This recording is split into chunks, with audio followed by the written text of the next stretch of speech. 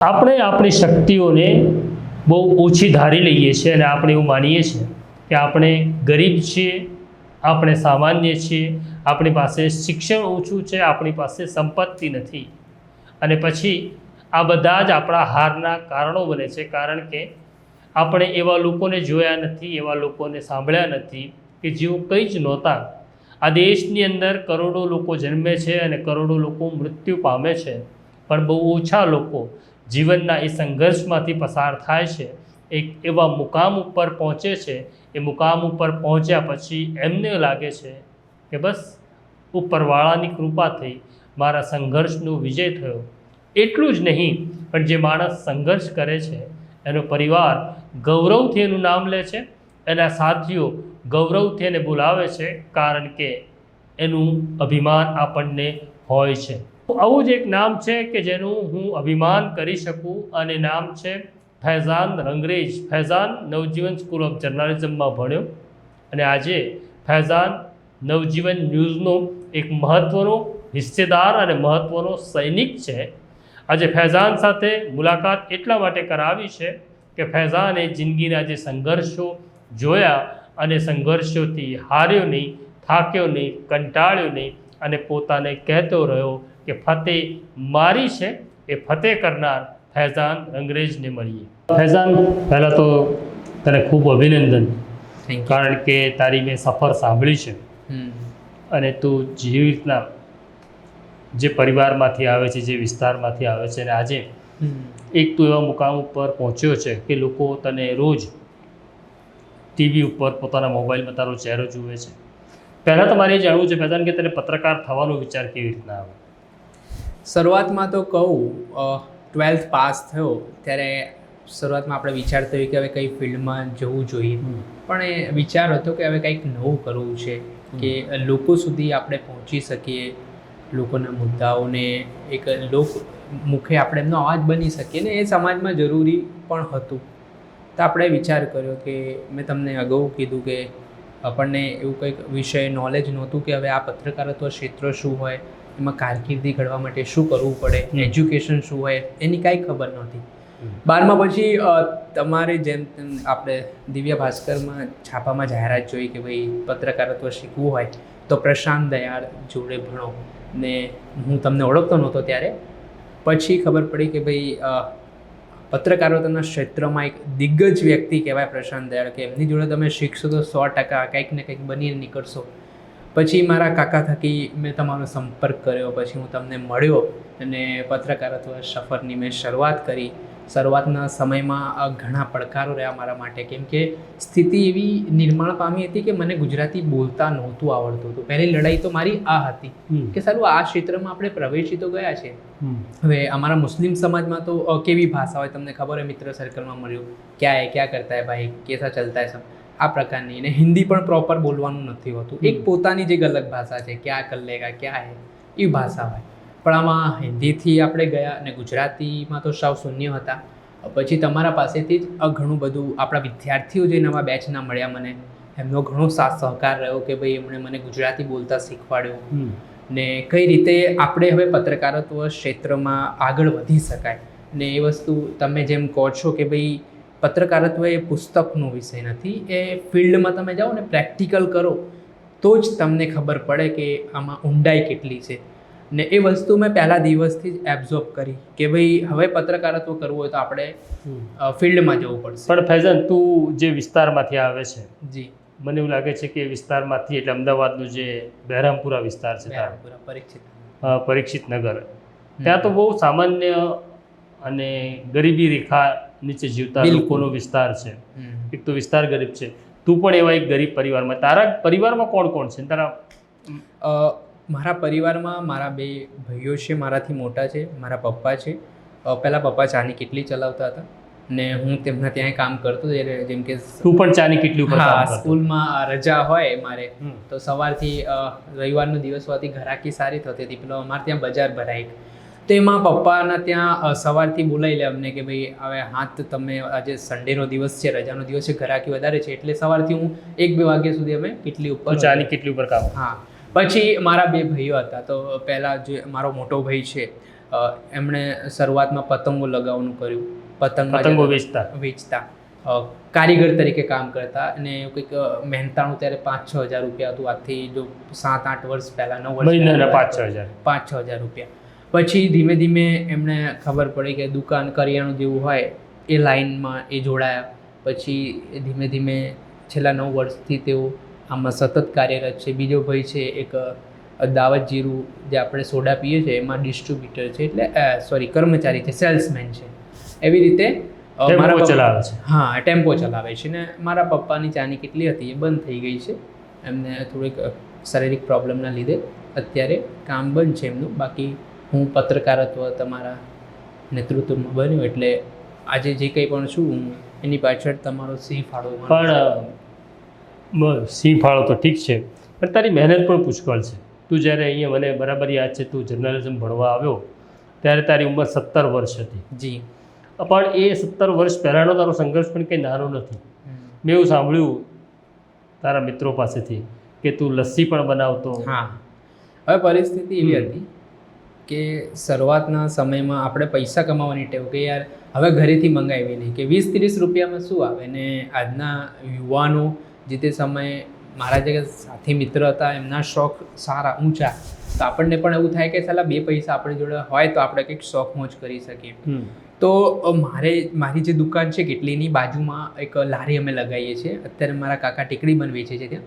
તો પહેલાં એ લસ્સીનો ધંધો કરતા હતા, પછી એ ટીકડી બનનો ધંધો એમણે ચાલુ કર્યો. તો એ બપોરે એ જગ્યા ખાલી પડી રહેતી હતી, ત્યારે મારી જોડે કોઈ ઓપ્શન નહોતું. તો લસ્સી પહેલાંની જો હું વાત કરું તમને, તો એક મારો મિત્ર મળ્યો, એ મારા દુકાને સિગારેટ પીવા આવતો હતો. હવે એ લોકો જતા હતા ફોગિંગમાં. તમે ચોમાસાના દિવસે ધુમાડા, તો એમાં 250 રૂપિયા હાજરી હતી. તો શરૂઆતમાં મેં છેલ્લા જ્યારે વેકેશનનો સમય રહ્યો મારો 12માને, હવે શું કરવું એ નક્કી નહોતું થયું. તો શરૂઆતના 3-1 મહિના મેં ઘરે ઘરે જઈને લોકોને દવા છંટકાવ કર્યો, અલગ અલગ વિસ્તારોમાં ફોગિંગ કરવા જતો. ને આવી રીતે દિવસે જવાનું, રાત્રે અમુક વાર સાંજનો ફોગિંગનો હોય ધુમાડાનો અલગ, ને પછી દવા છંટકાવનો એ અલગ. એવી રીતે મેં 3-4 મહિના કામ કર્યું, ને એમાં સારા એવા પૈસા, એટલે 200 રૂપિયા હાજરી હોય તો આપણે મહિને જઈએ તો 3 મહિના સુધી આપણે સતત એમાં કામ કરીને પૈસા કમાયા. પછી ત્યાર પછી એ બંધ કરીને જે કીધું મેં તમને કાકાને, કે કાકાની ટીકડી બંધની લારી હતી.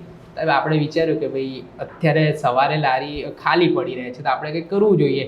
ને પહેલાં કાકા લસ્સી વેચતા હતા, પછી એમણે ટીકડી બંધનું ચાલુ કર્યું, તો એ સાંજનો ધંધો એમનો થઈ ગયો.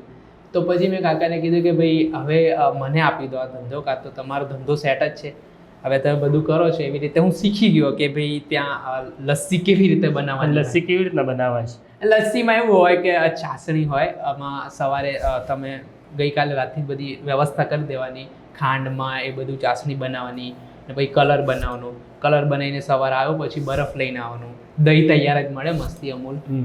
પછી અમૂલનો તૈયાર લસ્સીમાં જે દહીં મળે એમાં કલર સાથે એને ભેળવીને બસ 20 રૂપિયા ગ્લાસ જે તે સમયે હું વેચતો હતો. ઈદનો સમય આવ્યો તો સારી ઘરાકી થઈને એમાં 2-3 મહિના છે ને મેં કોન્સન્ટ્રેટ આના ઉપર જ કર્યું, અને સારા એવા પૈસા કમાઈ લીધા. એટલે માનશો તમે 20,000 રૂપિયા મેં આમાં કમાઈ લીધા હતા 3 મહિના લસ્સી બનાવો. હા.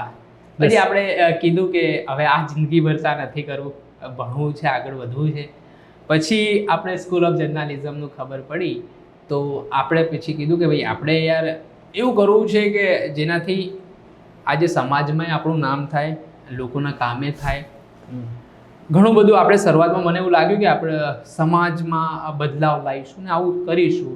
જે તે સમયે જ્યારે હું શરૂઆતમાં જોડાયો, પણ મને હાલની પરિસ્થિતિ એવું લાગ્યું કે સમાજમાં બદલાવ લાવવા કરતાં પહેલાં મારામાં બદલાવ જરૂરી છે, પછી સમાજમાં બદલાવ આવશે. અને આપણે ઘણી બધી મોટી મોટી વાતો કરી કે સમાજમાં આપણે આમ કરીશું, પેલું કરીશું, કંઈ થતું નથી. એમાં આપણે થોડુંક માર્ગદર્શન આપી શકીએ કે ભાઈ આપણાથી જેટલી બને લોકોને મદદ કરી શકીએ, બસ એક આપણે એ કરી શકીએ. બદલાવની વાત તો મને નથી લાગતી કે લોકો એમાં કેટલા કન્સિડર કરે આપણને. પણ ફૈઝન, તું જ્યારે અહીંયા આવ્યો ત્યારે મેં જોયું હતું કે તારી ઉપર ધર્મની પકડ બહુ મજબૂત હતી. નમાઝી હોવું એ કંઈ ખરાબ વસ્તુ નથી, હું આરતી કરવું એ પણ ખરાબ નથી, પૂજા કરવું પણ તારી ઉપર એ પકડ બહુ મજબૂત હતી. અને તને એવું લાગતું હતું કે ધર્મ એ જ આપણો ધ્યેય છે. પણ મેં જોયું આટલા સમયની અંદર કે તારી અંદર જે બદલાવ થયો, અને અત્યારે તો છેલ્લે માની લો કે આપણે ઘણા બધા પ્રવાસમાં ગયા સાથે હમ. ત્યારે તું ઘણા બધા મંદિરોમાં પણ તું આવે છે. આપણે પાવાગઢ ગયા હમ. ત્યારે પણ તું મહાકાળીના મંદિરે આવ્યો હતો અને પાછું ચાલતો પાવાગઢ ચડ્યો છે. તું છે, શહાદત છે, અબુઝર છે. પણ લોકોને આ વાત છે ને હજમ થતી નથી. હિન્દુને પણ નથી થતી અને મુસલમાનને પણ નથી થતી. એટલે હું કોઈ મસ્જિદમાં જાઉં કે હું કોઈ મઝાર ઉપર જાઉં તો હિન્દુને સારું નથી લાગતું. બિલકુલ. અને તું કોઈ મંદિરમાં આવે તો એ મંદિરમાં મુસલમાન કેમ આવ્યો એવો પ્રશ્ન પણ થાય છે. આપણે એક વિડીયો બનાવ્યો હતો આપણા પાવાગઢના હા, પ્રવાસ, ગયા હતા બધા. તો એ વિડીયોની અંદર તમે બધા દેખાઓ છો, તમારી વાત આવે છે. હમ. તો મેં જોયું કે કેટલાક લોકો એવી કોમેન્ટ કરી હતી કે આપણને ક્યાં મક્કા મદીના જવા દે છે, તો આ લોકોને તમે મંદિરમાં આવવા દો છો. આવી કોમેન્ટ વાંચે ત્યારે તને એવું લાગે છે કે ક્યાંક ભૂલ થઈ આપણાથી, કે તું જે માનતો તો એ ફૈઝાન તો બદલાઈ ગયો છે, પણ એ સમાજ સ્વીકારવા તૈયાર નથી નવા ફૈઝાનને. બિલકુલ એવું લાગ્યું, દુઃખ થયું કે ભાઈ આપણે જ્યારે, ચલો આસ્થા એ વસ્તુ જુદી છે, આજે ધાર્મિક સ્થળ છે ને, હું તો એમ કહું છું કે કોઈ પણ ધર્મ હોય, ધર્મમાં આપણે જઈએ કોઈના ત્યાં રિસ્પેક્ટ એ જરૂરી છે. હવે માન લો કે હું મુસ્લિમ ધર્મ પાડું છું, તમે મને દબાણ કર્યું કે ભાઈ તને આરતી કરવી જ પડશે. આજે મને કોઈ સંસ્કૃતિ જાણવી છે કે ભાઈ હિન્દુ ધર્મમાં ખરેખર છે શું, એ ધર્મ શું કહેવા માંગે છે, ત્યાંના કલ્ચરથી આપણે વાકેફ થવું હોય તો મંદિરે જવું સ્વાભાવિક છે. આજે હવે તમે મને કહો કે ભાઈ આજે તમે નદીની પેલી બાજુ રહો છો, મુસ્લિમથી તમારો કંઈ ક્યારેક સંપર્ક નથી થયો ને એક બે મુસ્લિમ એવા ખરાબ નીકળે કે ભાઈ આણે હુમલો કર્યો કે કોઈ પણ ઘટનામાં સંડોવાયેલો હોય, તો તમે એવું ધારી લો કે ના બધા મુસ્લિમ આવા હોય. પણ તમે ક્યારેક એમની જોડે વ્યવહાર કર્યો, તમે રૂબરૂ મળ્યા કે એમની સાથે રહ્યા, એમની રહેણી કરણી કલ્ચર જોયું, તો આજે એ જ વસ્તુ આપણે પાવાગઢમાં જોઈએ કે ભાઈ હિન્દુ સમાજ છે, એનું કલ્ચર શું છે, કઈ રીતે એ લોકો દર્શને જાય છે. આપણા માટે પણ એક નવી વસ્તુ છે શીખવાની કે ભાઈ 2200 પગથિયાં ચડીને ગયા તો કેવી રીતે ગયા, એ મારા માટે ક્યુરિયોસિટી હતી કે ભાઈ જિજ્ઞાસા. એવી રીતે આપણે માન લો કે મંદિરે જઈએ છીએ તો જરૂર નથી ને તમે મને દબાણ નથી કર્યું કે ભાઈ તને દર્શન જ કરવા પડશે, તને પ્રસાદનું ખાવું પડશે, તને એવું કરવું પડશે. પણ આપણે એક કલ્ચરલ રીતે સમજવા માટે ગયા હતા કે ભાઈ ખરેખર મંદિરોમાં શું હોય, સોનાના મુકટ હોય, એ બધી વસ્તુઓ હોય, લોકો આસ્થા સાથે આવતા હોય, કેવી લોકોની આસ્થા હોય. એટલે ધર્મને હવે એવી રીતે જોઈ લેવામાં આવે છે છેલ્લા થોડાક સમયથી કે પહેલાં તો એવું હતું સેક્યુલરિઝમ જબરજસ્ત કે લોકો હિન્દુ હોય મુસ્લિમ હોય નવરાત્રિમાં સાથે ગરબા કરતા હતા, મસ્જિદોમાં જતા હતા, એક એકતાનું પ્રતીક હતું. પણ છેલ્લા થોડાક સમયથી ધર્મ લોકો પર એટલો હાવી થઈ ગયો છે, બંને તરફથી કટ્ટર થઈ ગયા છે, હિન્દુઓમાં પણ ને મુસ્લિમોમાં, કે ભાઈ મંદિર તો કોઈ જવાતું હોય. મારા મુસ્લિમ મિત્ર હોય આવું કે મને કે મંદિર તો કોઈ જવાતું હોય તારાથી, તો મેં કીધું શું વાંધો છે, આપણે ક્યાં દર્શને કર્યા છે. હવે આમાં હિન્દુઓમાં એવું કે મસ્જિદ કંઈ જવાતું હોય તમને ના જવા દે ને, બધી ઘણી બધી વાતો છે. તો હું એમને એ જ સ્પષ્ટ કહેવા માંગુ છું કે ભાઈ આજે કલ્ચર સમજવું હોય, કોઈ હિન્દુ મિત્ર છે આપણો, એને કલ્ચર સમજવું છે કે મુસ્લિમોમાં શું હોય, રોઝા શું હોય, નમાઝ શું હોય, શું કામ તમે નમાઝ કરો છો, એ બધું એક શીખવા માટેની ઈચ્છા હોય એના માટે આપણે મંદિરે ગયા. પણ આજે એ ધર્મને જોડીને જે રીતે તમે કીધું કોમેન્ટમાં આપણે જોયું કે આમને ના પ્રવેશ આપવું જોઈએ, વિધર્મી છે, ઘણા બધા શબ્દોનો પ્રયોજન કર્યો, એટલે એક દુઃખની વાત મને લાગી કે આવું ના હોય. પણ ફૈઝાન, તું જે સ્થિતિમાંથી આવ્યો તે લસ્સી વેચી, ફોગિંગ મશીન ચલાવ્યું, સંઘર્ષ કર્યો પત્રકાર થવા માટે, આપણી આસપાસ એવા લાખો છોકરાઓ છે જેને માટે તારે આજે વાત કરવાની છે, જે લોકો પણ એવું માને છે કે અમે ગરીબ છીએ, ગામડામાં રહીએ છીએ, અમને કંઈ આવડતું નથી, અમે શહેર જોયું નથી, અને જર્નલિઝમ કરનારા લોકો તો બહુ મોટા અને મહાન લોકો છે. તો એવા વિદ્યાર્થી જેમને પત્રકારત્વમાં આવવું છે એના માટે તો શું કહીશ એમને? જો યુવાનો હોય તો ખાસ મારી અપીલ છે, એક તો તમે જે વિષય હોય ગરીબનો એ કાઢી નાખજો, કેમ કે ટેલેન્ટ છે ને એ કોઈ જન્મજાત નથી હોતો કે ભાઈ અમીર પાસે જ ટેલેન્ટ હોય, ગરીબ પાસે ના હોય. તો એ ભ્રમણા તમે કાઢી નાખજો. સંઘર્ષમાં જો તમે માનતા હો, મેં એવું સાંભળ્યું છે કે જે વ્યક્તિ સંઘર્ષ કરે છે, જે જેટલો તપે છે એટલો ચળકળાટ એટલે હીરાની જેમ ચમકે છે.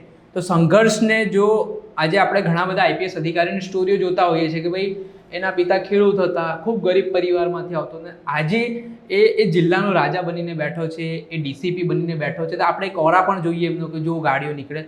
તો એ સામાન્ય અને ગરીબ પરિવારમાંથી જ આવતા લોકો છે, એટલે એની પાછળનું કારણ છે સંઘર્ષ. તો યુવાનો એ વસ્તુ કાઢી નાખે કે ભાઈ આપણી જોડે પૈસા નથી ને આ ફિલ્ડ છે માત્ર પૈસાવાળાઓની છે, તો એવું જરાય નથી હોતું. મેં પણ સંઘર્ષ કર્યો, મેં તો એવી ફીસ ભરી કે હું જ્યારે ફીસ આપવા આવતો હતો સાહેબને, 10-10ની નોટો પણ લઈને સાથમાં આવતો હતો કે ભાઈ અત્યારે આવી રીતે ટુકડે ટુકડે 12 મહિનાની ફી મારા સમયે કંઈક 30,000 સમથિંગ હતી, તો મેં 2,000 રૂપિયા કરીને ફી ભરી. આવો એક સાથે મારી ભરવાની કેપેસિટી નહોતી. તો એવું જરાય વિચારતા નહીં.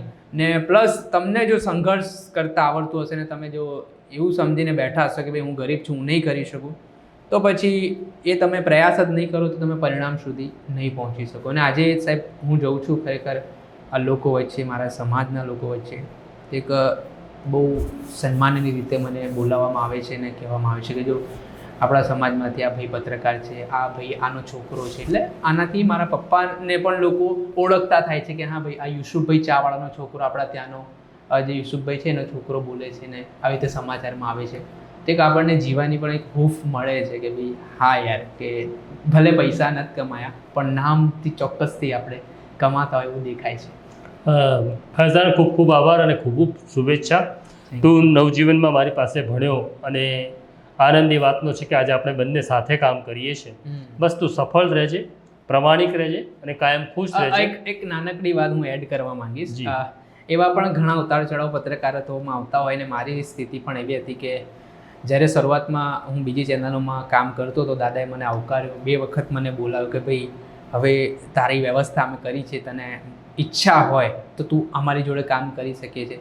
હું પછી 2 વખત મેં નકારીને 3જી વખત મેં સામેથી કીધું કે હા દાદા, હવે તમારી જોડે કામ કરવાની ઈચ્છા છે, કેમ કે ત્યાંથી વ્યવસ્થા નથી વ્યવસ્થિત. પછી હું તમારી સમક્ષ આવ્યો ને શરૂઆતના તબક્કે જે મારી ભૂલો થઈ શબ્દોમાં, ને એક સમય એવો આવ્યો કે 6 મહિના તમે લોકોએ મને સાચવ્યો ને એક સમય એવું પણ આવ્યું કે ભાઈ હવે આપણે કંઈક વ્યવસ્થા કરવી પડે, કેમ કે ઇમ્પ્રુવમેન્ટ દેખાતું નહોતું. છતાં મને આટલો સમય સાચવીને પછી મને ફરી એક ચાન્સ આપ્યો કે ભાઈ હવે તું કંઈક કરી બતાય. ને ભગવાનની એવી કૃપા થઈ કે એ એક ચાન્સ મળ્યા બાદ આજે પણ નવજીવનમાં સ્થાન અકબંધ છે. ને ભગવાન એવી હું પ્રાર્થના કરું છું કે અકબંધ રાખ્યા આવું સ્થાન. ને એક ચાન્સ આજે, હા આમીન, એક ચાન્સે મને આજે ફરી નવજીવનમાં હિસ્સો બનાવ્યો છે, જે અત્યારે જર્ની ચાલે છે.